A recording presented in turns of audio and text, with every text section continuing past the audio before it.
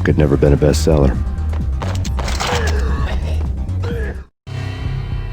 Given the setting, I was surprised to find that somebody had been passing time reading. The paperback was entitled The Age of Murder and Storm. The blurb on the back mentioned Norse mythos and Ragnarok, the end of a Viking world with a terrible winter that covered the earth in ice, when vile crimes were rampant and all humanity lost. I could see how somebody impressionable might get it into their head that we were at the end of time. I was also beginning to see what the nightclub and its owner were all about.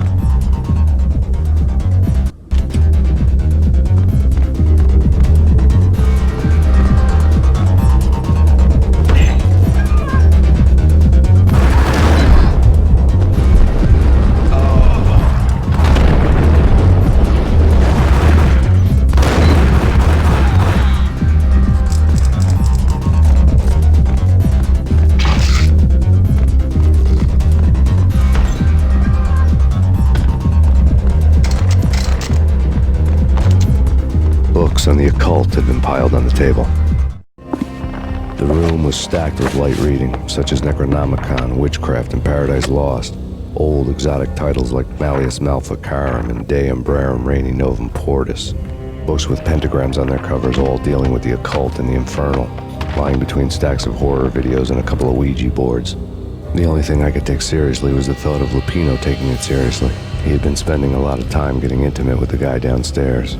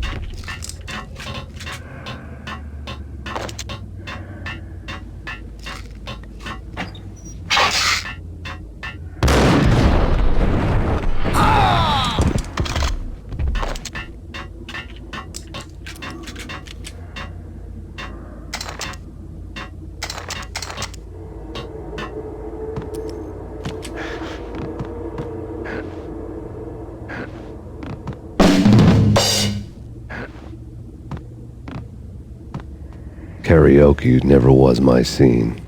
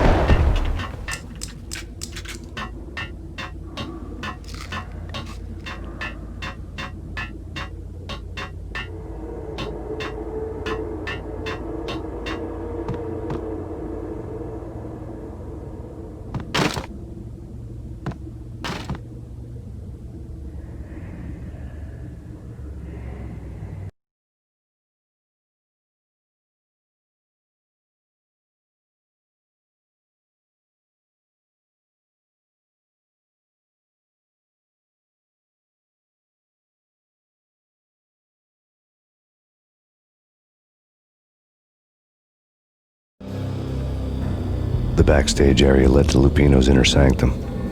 The hot air inside was like an invisible wall, thick with incense and something else, a sickly sweet smell that made you gag. This was the rotten core of the Big Apple. Lupino lurked somewhere ahead, like a spider at the center of his web, waiting. The vapors in the air started to make my head swim. Torn pieces of a letter lay scattered on the sofa. Punchinello had threatened Lupino in writing. The note had been torn to pieces, bloody fingerprints all over them. Don't want you to think that one of my boys is not playing with a full deck. Shape up, Jack. We are running a business here. I'd hate to send the trio to strong-arm you. The trio were the Don's notorious henchmen. It was obvious that Lupino hadn't been intimidated by the threat. Lupino's notes covered the table. Jack Lupino was crazy, all right. The table was scattered with notes of demented arcane nonsense written in rusty blood, a mishmash list of demons, devils, and dark gods evoked. Beelzebub, Asmodeus, Baphomet, Lucifer, Loki, Cthulhu, Lilith, Hela, blood given to you all. He was after that old Faustian deal, your soul for power and fortune, just sign on the dotted line with your blood.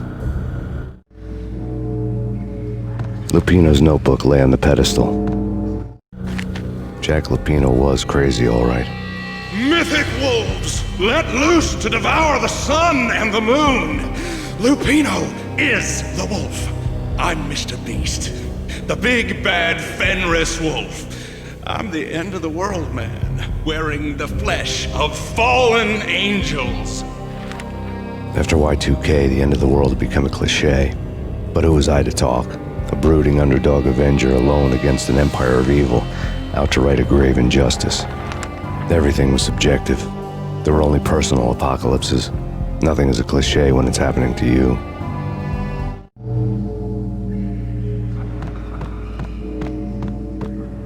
The flesh of fallen angels! Come to me all! Astaroth, Beelzebub, Asmodeus, Baphomet, Lucifer, Loki, Satan, Cthulhu, Lilith, Hela! Blood to you all! Secret, living under the skin of reality. I've seen it. The corruption of flesh. Oh! I'm the wolf, yeah! I am the wolf! It's close. It's coming. You have come. A witness to the end of time. It's now! I will rise to her side! I don't need the words! I'm beyond the words!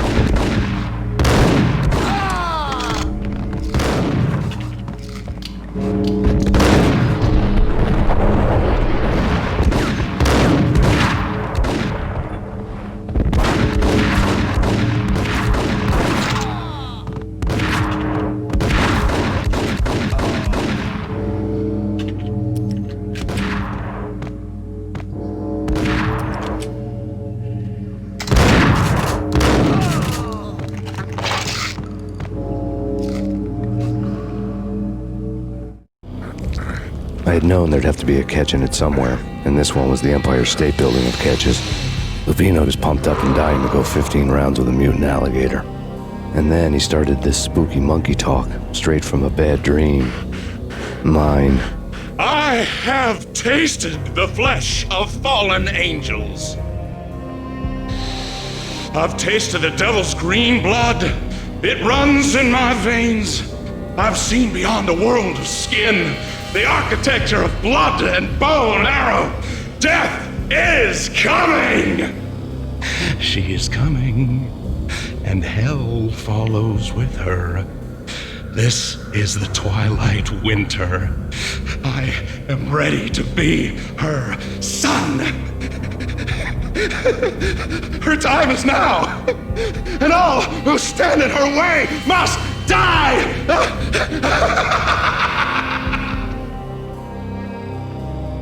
Die! You'll die! You'll die! Now! All die!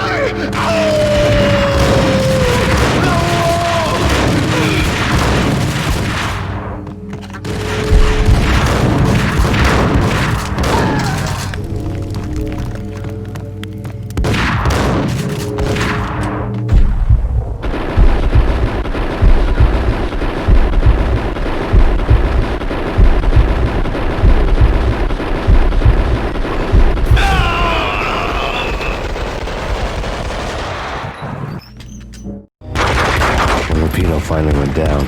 I wanted to make real sure he'd stay that way. V was a bad monster. Turned them into friggin' zombie demons from outer space. I think he's dead already. Huh? And that's when it happened. But dead or not, you've got the wrong guy. In stepped this knockout femme fatale holding a gun to my face. I returned the favor.